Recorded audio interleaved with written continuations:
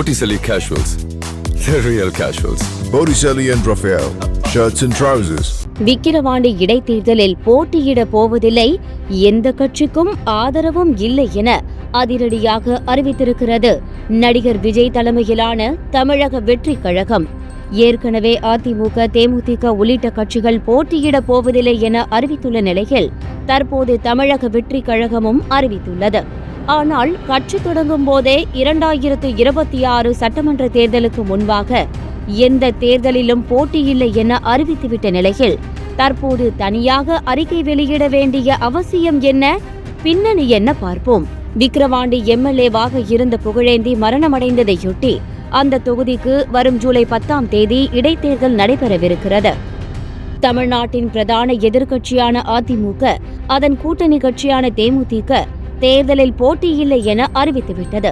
அதனால் திமுக, பாமக, நாதக இடையிலான மும்முனை போட்டியாக களம் மாறியிருக்கிறது. இந்த நிலையில் இன்று தமிழக வெற்றி கழகத்தின் பொதுச் செயலாளர் புசி ஆனந்த் ஒரு அறிக்கை வெளியிட்டுள்ளார். அதில் தமிழக வெற்றி கழக தலைவர் கடந்த பிப்ரவரி மாதம் 2ஆம் தேதி வெளியிட்ட கட்சி தொடக்க அறிவிப்பிற்கான முதல் அறிக்கையிலேயே எங்கள் கழகத்தின் அரசியல் நிலைப்பாடு குறித்து தெளிவாக குறிப்பிட்டுள்ளார்.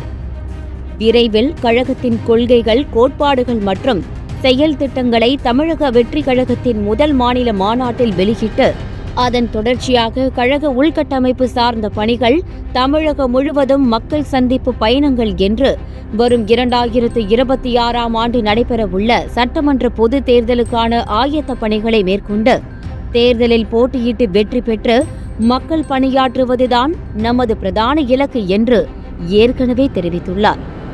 எனவே அதுவரை இடைப்பட்ட காலத்தில் நடத்தப்படும் உள்ளாட்சி தேர்தல் உட்பட எந்த தேர்தலிலும் தமிழக வெற்றி கழகம் போட்டியிடாது என்பதை தெரிவித்துக் கொள்கிறேன்.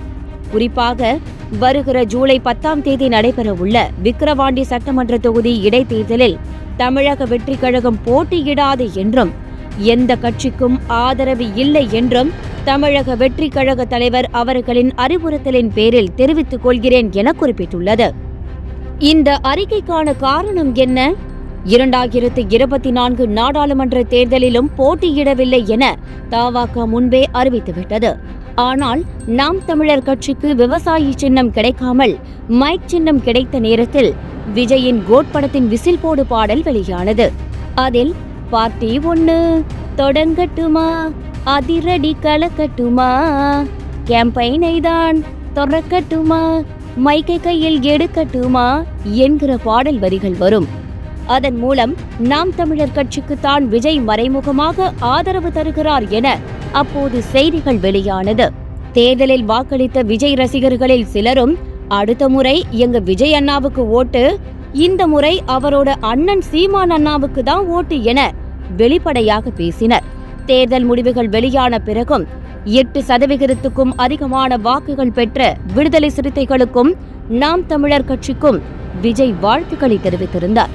கூட்டணியே வேண்டாம் என பேசி வந்த சீமானும் தம்பி விஜய் வந்தால் பார்க்கலாம் என பேசியிருந்தார். நாம் தமிழரும் விஜயும் இணைந்தால் மாற்றம் வரும் என சில பத்திரிகையாளர்களும் கருத்து தெரிவித்திருந்தனர். இந்த நிலையில் விக்கிரவாண்டி இடைத்தேர்தலும் வர மறைமுகமாக விஜயின் ஆதரவு சீமானுக்குத்தான் என செய்திகள் வெளியானது. விக்கிரவாண்டியில் விஜய் ரசிகர்கள் அதிகம், தவாகவுக்கு நல்ல கட்டமைப்பும் இருக்கிறது.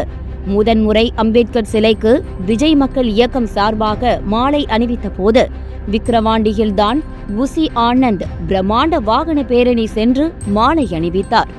அதனால் தவாக நிர்வாகிகள் நாம் தமிழருக்கு ஆதரவாக இருப்பதாக செய்திகள் வெளியானது. இந்த நிலையில்தான் இப்படியொரு அறிக்கை வெளியாகியிருக்கிறது. இடைத்தேர்தல், உள்ளாட்சி தேர்தலில் போட்டியில்லை என சொல்லிவிட்டு ஆதரவு என செய்திகள் வெளியானால் அது 2026 தேர்தலை பாதிக்க வாய்ப்பிருக்கிறது. அதனாலேயே இந்த அறிக்கை வெளியிட்டிருப்பதாக தவாக வட்டாரத்தில் சொல்லப்படுகிறது.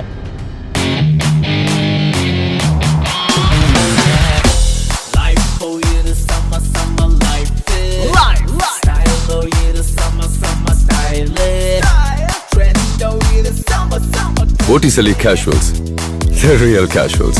Botticelli and Raphael, shirts and trousers.